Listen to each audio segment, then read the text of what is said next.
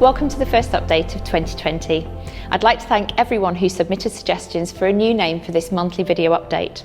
I'm delighted to let you know that the winning suggestion, FSE CONN+ECT, was submitted by Dr. Darren Clement, Operations Manager at the Thomas Ashton Institute. The leadership team liked how it encompassed the two schools, whilst also reiterating the primary purpose of the video, which is to connect our staff with local and wider issues within the university. Thank you, Darren, and well done. I'd like to reiterate the information that's recently been shared about the Windows 10 upgrade and installation of Office 365. Every university laptop and desktop computer is being upgraded from Windows 7 to Windows 10. This upgrade is required as Windows 7 will be officially out of support from early 2020, and the Office 365 package and all its benefits can only be accessed once your device is upgraded to Windows 10. If you've already requested an upgrade but haven't yet been transferred to Windows 10, you won't be disconnected from the university network and continue to work as normal whilst awaiting your upgrade. If you haven't yet requested a Windows 10 upgrade and are still using Windows 7, you'll benefit from Microsoft's extended support until your upgrade is complete.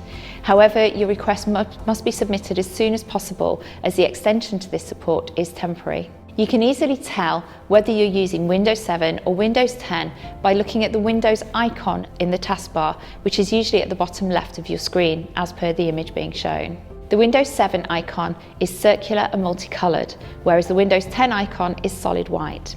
If you're already using Windows 10, you don't need to take any further action. You can arrange your own upgrade via the IT support portal if you search Windows 10 upgrade request when on the support portal homepage. However, installation must be via a hardwired connection and not on Wi-Fi. Alternatively, you can visit the dedicated help desk based in G425 in the Stopford building and upgrade face-to-face with a member of IT services. So Chris, we've recently launched the university's strategic plan and vision. It's called Our Future, which, I mean, one of the nice things about this is that obviously it reflects our colleagues across the university in terms of what we're already doing, but also helps us to prioritise some of the things that we do. And for me, you know, within our School of Engineering and across the faculty, a couple of the elements are particularly important from the strategic activities that we want to do and our priorities within the school. So two of them that I've focused on at the moment are the sort of societal impact and also the carbon reduction element of it.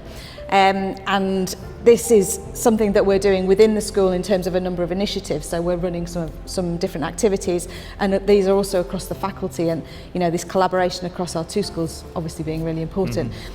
One of them that will have already happened by the time this video goes out is we're doing a climate emergency doctoral training program workshop where we're coming up with ideas of PhD proposals that really impact on the climate emergency and look at transformational change.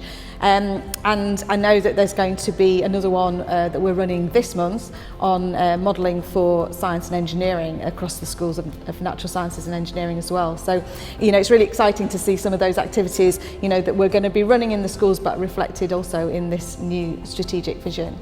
So in natural sciences, you're also focused on some of the things in the vision, because there are lots of things in here, aren't there, that are reflected? Yeah, the collaboration on the research is really, really important. I think we're also collaborating across the board in terms of our staffing strategies as well. And one aspect is looking at how we might look at sustainable materials in the future. So we've decided that we'll put some investment into research fellows in that area, potentially, as well as some academic positions, which I think will reflect the values of both of the two schools and the direction of travel and where it impacts in terms of the environmental sustainability to do with the Our Future document. Yes.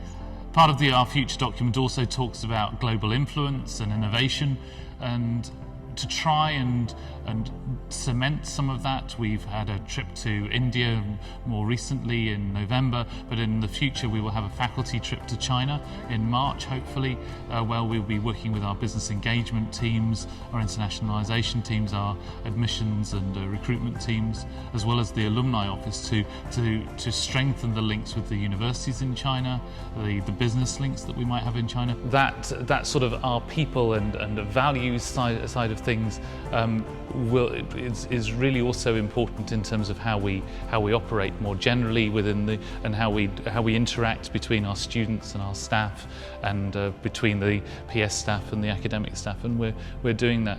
One of the ways that we're doing that is through trying to address the issue to do with financial sustainability, which is in the documentation. Yeah, absolutely. I mean, we know that there are pressures on higher education. We also know that, you know, if we want to invest in some of these initiatives around environmental sustainability, then we need to look at, you know, where our spend and so on is in other areas, and really make ourselves both financially and environmentally sustainable. And we're really aware at the moment that we're going through a budgeting process that is, you know, more constrained than it's usually been. And colleagues across the board are just working incredibly hard, and we're really grateful to those colleagues. So colleagues in finance, our operations teams, our budget holders. You know, I know there are lots of conversations going on, and that work is absolutely critical if we want to realise the kind of really important positive things that we want to do around our future, putting our people at the heart of it, and realising the great things that we can do, I think, as a Faculty of Science and Engineering and across the two schools over the next coming years. I entirely agree.